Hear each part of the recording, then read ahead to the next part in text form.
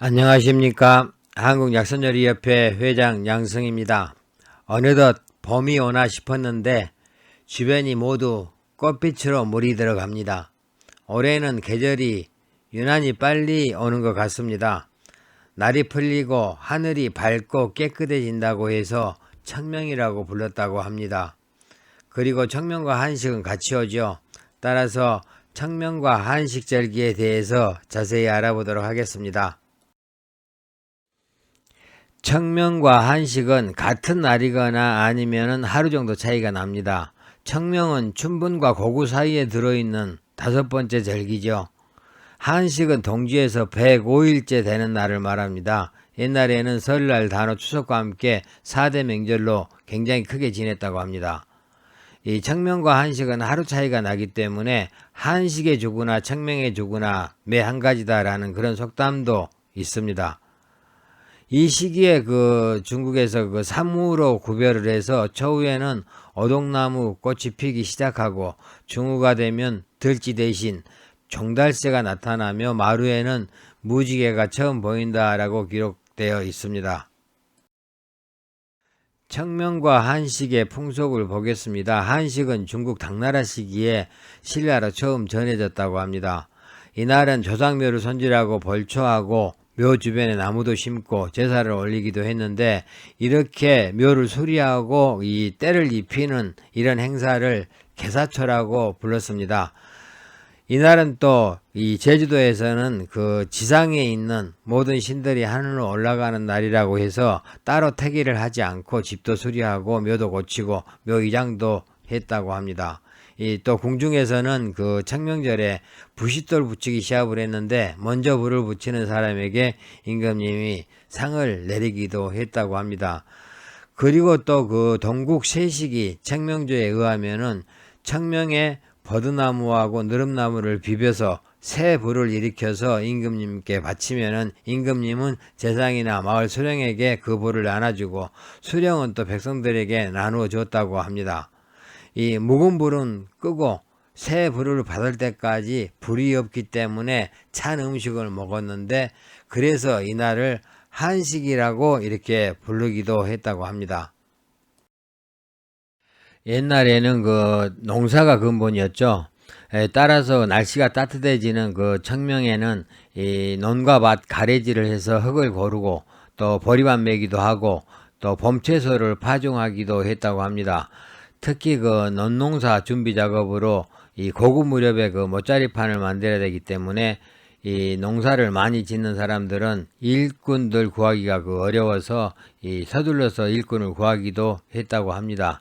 또 한식이나 청명에 날씨가 좋으면은 그에 풍년이 들고 날씨가 좋지 않으면 흉년이 든다고 점을 치기도 했다고 합니다.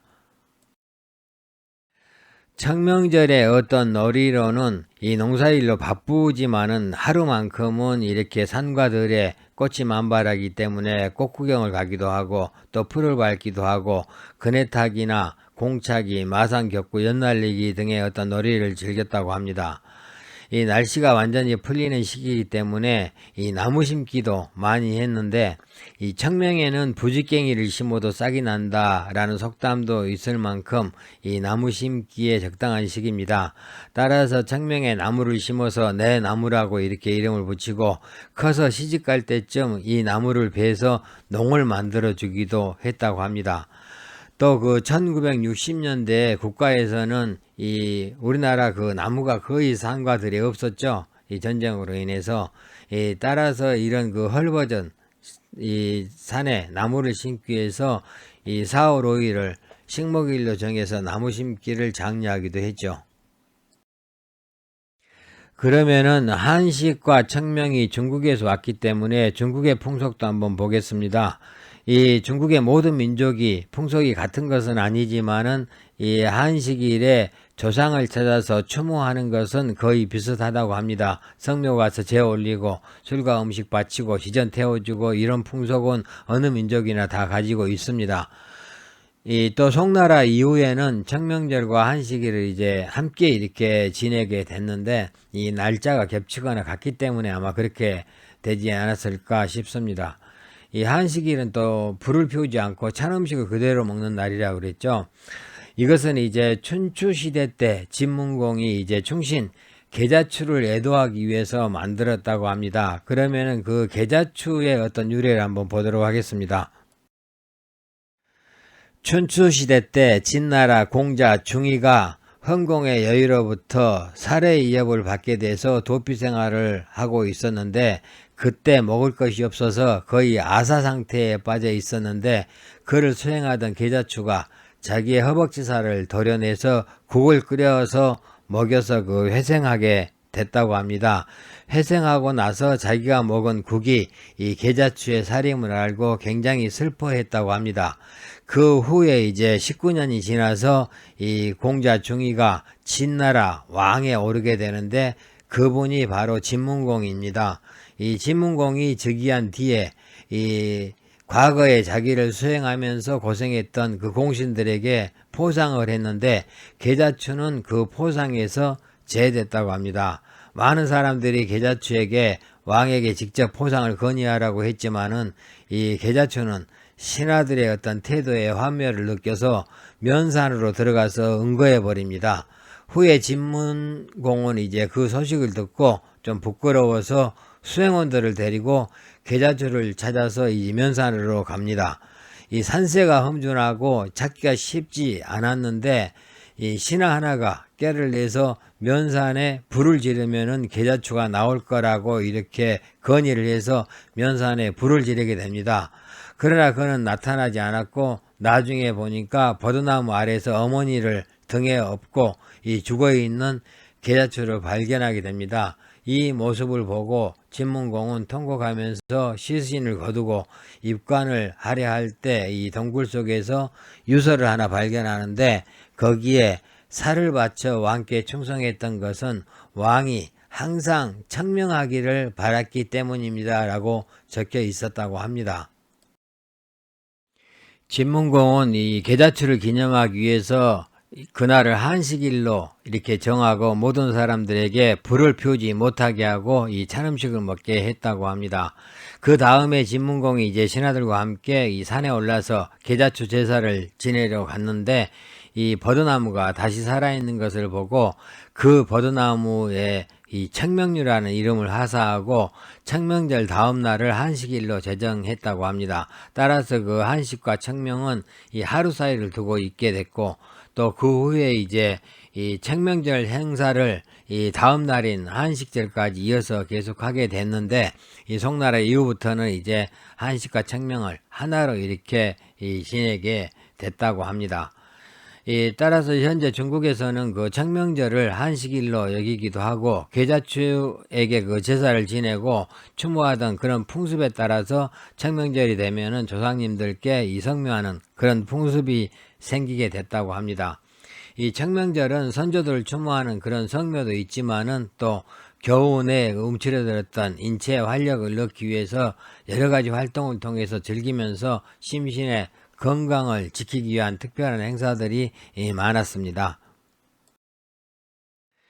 청명과 한식의 음식 풍속을 보겠습니다. 이 청명과 한식은 거의 같은 날이기 때문에 한식의 어떤 풍속을 많이 따라갑니다. 따라서 이 불을 사용하지 않고 찬 음식을 먹기 때문에 대부분 그날은 이제 그 전날 만들어 놓은 음식을 먹는 풍습이 있습니다. 이 주로 찬 음식을 위주로 먹기 때문에 이 떡으로 이렇게 정편을 만들어 놨다가 먹기도 하고, 또 그 지방에서 나는 채소를 위주로 해서 산나물을 무쳐 먹거나 산채 비빔밥을 많이 먹었다고 합니다. 또 들에 두릅이나 이런 걸 따서 그 전날 데쳐놨다가 이 초고추장에 찍어 먹기도 하고, 또 산과 들에 쑥을 캐어서 쑥떡이나 쑥버무리, 쑥국, 쑥전 이런 것들을 만들어 먹었다고 합니다. 또 그 산에 진달래가 만발하기 때문에 진달래 꽃을 따다가 화전을 만들어 먹기도 하고, 이 두견주를 담아서 이렇게 마시는 그런 풍습이 있습니다. 그리고 청명절에는 청명주를 담가 먹는 그런 전통이 있었다고 하는데요. 이 청명주는 청명일에 담가서 농사일이 한창인 고구나 입하 무렵에 그 농주로 사용했다는 그런 말이 있고, 또 청명일에 먹는 술이 청명주다라는 그런 두 가지 설이 전해져 내려오고 있습니다. 춘주라고도 불렀다고 하는데요. 주방문이나 음식보, 임원 경제지, 양주방 이런 그 문헌들에 수록돼서 전해져 내려오고 있습니다. 이 제조 방법은 지방마다 약간씩 다르지만은 감미가 있고 맑고 깨끗하면서 알코올 도수가 그렇게 높지 않아서 이 농주로 마시기 적당하다고 합니다. 지금은 이제 명맥이 끊긴 곳도 있고 또 다른 형태로 이렇게 전해져 내려오는 곳도 있습니다. 그 외에 이제 한식 무렵에 먹는 그 메밀국수를 한식면이라고 이렇게 부르면서 이렇게 즐겨 먹기도 했고, 또 이 시기에 잡힌 조기는 또 한식살이라고 부르면서 즐겨 먹었다고 합니다. 중국의 청명절기 음식도 보겠습니다. 각 지역마다 특징을 갖고 있는데 이 북방 지역에서는 대추뱅이나 수수떡을 먹고 남방에서는 청단이나 찹쌀 연근을 주로 먹었다고 합니다. 산동 지방의 직묵에서는 이 계란과 잡곡가루로 만든 떡을 먹었고 이 장도 지방에서는 계란에다가 고량미 즉 수수를 섞어서 만든 이 차가운 밥을 먹었고 또 이 태안 지방에서는 전병에다가 생나물을 말아 먹었다고 합니다. 그 외에도 이 제사 의식을 마치고 나면은 제사 음식에 쓰인 음식을 나눠 먹는 그런 풍습은 다 있었고 산서 지방 사람들은 이 청명절이 되면은 밀가루로 큰 빵을 쪄서 이렇게 먹었는데 그 빵 사이에 호두나 대추, 콩을 넣고 겉 모양은 용 모양으로 만들었다고 합니다. 그래서 그 용 모양의 중간쯤에 계란을 하나 끼워 넣어서 이 자복이라고 부르면서 즐겨 먹었다고 합니다. 앞에서 중국 남쪽 지방에서는 청단이나 찹쌀 연근을 먹는 그런 풍속이 있다고 했는데 이 청단은 주로 그 상해 지방에서 많이 먹습니다. 찹쌀을 빻아가지고 이 메밀잎으로 즙을 짜서 반죽을 하면은 푸른색 반죽이 되는데 그 속에 이제 파당금이나 대추고를 넣고 빚어가지고 이렇게 쪄서 먹습니다. 그 외에 또 상해 지방에서 청명절에 먹는 그런 음식으로는 복숭아 꽃죽이 있습니다. 복숭아 꽃을 따다가 이제 죽을 만들어 먹기도 합니다. 그리고 이제 그 절강의 그 호주 지방에서는 청명절에 집집마다 쫑주를 만들어서 이렇게 그 제사에 바치고 그리고 나서 먹기도 하는데 청명절에 쫑주를 먹으면은 가정이 순탄하고 안정된다라는 그런 믿음이 있다고 합니다. 원래 이제 쫑주는 중국에서 단오절에 만들어 먹는 그런 음식이죠. 그리고 그 산자라는 그런 음식을 먹었는데 이 산자는 이 밀가루나 쌀가루로 이렇게 가늘고 길게 이 국수를 뽑아 가지고 서로 꼬아 가지고 기름에 튀긴 음식인데 꽈배기라고 할 수가 있겠죠. 북방에서는 밀가루로 주로 만들고 남방에서는 밀가루가 귀하기 때문에 쌀가루로 만들어 먹었다고 합니다.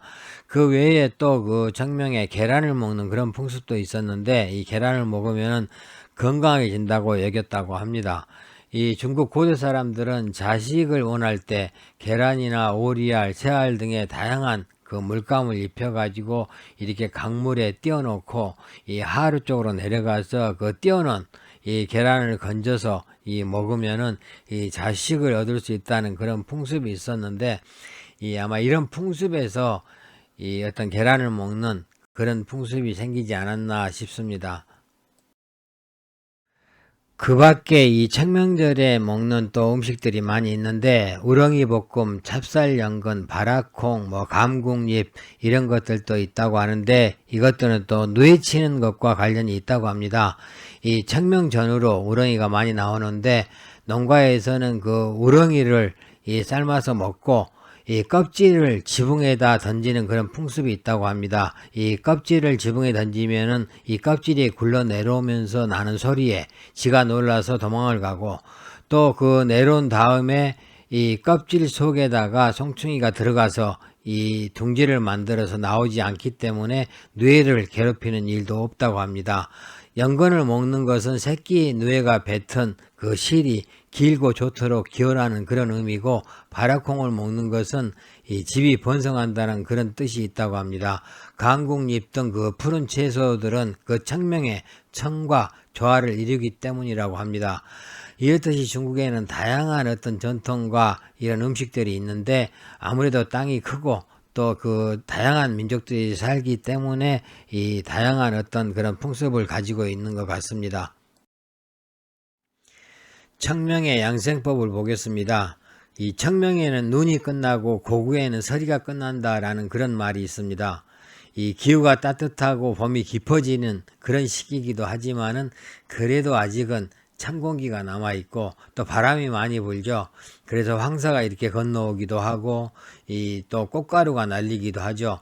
그래서 기침이나 재채기, 콧물 등이 많이 흐르고 이 두통이나 혀는 편도선염, 기관지염, 폐염, 천식 등 이런 호흡기 전염병이 많은 시기입니다. 따라서 그 꽃놀이나 또 이런 걸로 해서 몸이 너무 피곤하게 되면은 이런 어떤 그런 그 질병에 걸리기 쉽기 때문에 주의를 좀 해 주셔야 됩니다. 또 기온이 올라가면서 너무 일찍 그 옷을 벗어 던지고 얇은 옷을 입는 경우가 많은데 아직은 이 한사가 완전히 물러난 것은 아니기 때문에 한사의 어떤 침입으로도 또 몸을 보호해야 됩니다. 따라서 그 감기에 걸리거나 또 풍습성 관절염 같은 것에도 이렇게 주의를 좀 해 주셔야 됩니다. 그래서 봄에는 너무 일찍 옷을 벗지 말라는 말이 있습니다. 그리고 청명시절 우분분이라는 말이 있습니다. 이 말은 이제 청명을 전후해서 맑은 날도 많지만은 비가 내리는 날도 많다는 그런 말이죠. 또 한사가 아직 남아있는 그런 시기에 바람도 불고 습도까지 만약에 생기면은 풍습성 이런 질병이 걸리기도 쉽습니다. 따라서 주의해 주셔야 되고요. 그리고 이제 밤은 짧아지고 낮이 길어지면서 이제 열이 많아지는 그런 초여름과 가까워지는 그런 시기도 되죠. 따라서 고혈압 환자한테도 불리합니다. 그래서 이런 환자들은 폭음이나 폭식 좀 주의하시고 스트레스를 되도록 받지 않는 것이 좋고 수면을 좀 충분히 취하시고 너무 과로하지 않는 것이 좋습니다. 그리고 또 봄에는 양기를 보아라는 그런 말이 있죠. 한기의 어떤 침입과 동시에 양기가 부족한 그런 체질도 있을 수 있습니다. 이런 사람들은 일상적인 그 식생활에서 한기를 제거하는 그런 그 성질을 가진 그런 식품들을 좀 많이 드시는 게 좋겠죠. 이 대파나 양파, 쑥, 마늘, 생강, 자소 이런 식품들을 많이 드시는 게 좋습니다. 그리고 봄에는 그 양기가 생발하고 신진대사가 좀 활발해지는 그런 시기죠. 따라서 간의 화가 이렇게 편성되기가 쉽습니다. 막 바쁘게 생활하다 보면은 생활의 리듬도 깨지고 또 스트레스를 받게 되면은 이 간화가 뭉쳐서 이렇게 왕성하게 되는데 그러다 보면은 쉽게 화가 나고 눈이 충혈되고 또 심하면 옆구리가 아프고 입이 쓰기도 하는 그런 증상들이 나타나게 됩니다. 다시 말해서 그 간화가 왕성해져서 나타나는 어떤 증상에는 이 속간작용, 즉 이 간의 기운을 잘 통하게 하는 그런 작용이 있는 음식과 또 이 간의 화를 내려주는 청간화하는 그런 음식들을 이렇게 먹는 것이 좋기 때문에 매운 음식은 많이 드시지 마시고 이 단 음식을 좀 많이 드시고 또 신선한 채소를 많이 먹는 게 좋습니다. 그리고 그 새싹순 식품들을 많이 먹는 게 좋은데 예를 들면은 뭐 부추나 시금치, 가지, 두릅, 앵두, 딸기, 유채, 춘순, 뭐 엄나무순, 콩나물, 숙주나물 이런 것들이 좋습니다. 그리고 청명에는 바람이 많이 분다 그랬죠. 그래서 이 바람이 머리로 올라가서 두통이나 어지럼증, 불면증, 건망증 뭐 이런 증상들이 나타나기도 하는데 실질적으로 이런 증상들은 혈압이 올라가서 발생하는 것과 같죠. 이런 분들은 간의 기운이 잘 소통되는 속간작용이 있는 그 제철에 나는 봄나물이 효과가 좋습니다. 그리고 또 이 시기에 춘곤증도 많이 나타나는 그런 시기죠. 춘곤증은 간 기운이 뭉치거나 아니면 비가 자주 내리다 보니까 공기 중에 습기가 많아서 비장이 운하 기능이 제대로 되지 않아서 이 몸이 무겁고 또 맑은 기운이 위로 올라가고 탁한 기운이 아래로 잘 내려가야 되는데 그러지 못하다 보니까 이 춘곤증이 오기도 합니다. 이때는 이제 편두 연자죽을 만들어서 먹거나 아니면은 모리아차 같은 것을 마시면 좋습니다. 그 밖에 또 이 시기에 약선으로 보면은 이제 뭐 마늘을 넣은 가지볶음, 뭐 콩깍지를 이용한 요리, 뭐 이 유채 볶음, 달팽이 요리, 율무죽, 뭐 하수오죽 등등 많습니다. 이런 그 계절에 맞는 그런 음식을 선택해서 이렇게 드시면은 아마 여러분들이 건강을 지키는 데 도움이 많이 되시리라고 생각이 됩니다. 청명과 한식 절기에 대해서 말씀을 드렸습니다. 날씨가 따뜻해진 만큼 여러분들 활기차고 행복한 생활 하시기 바라겠습니다. 감사합니다.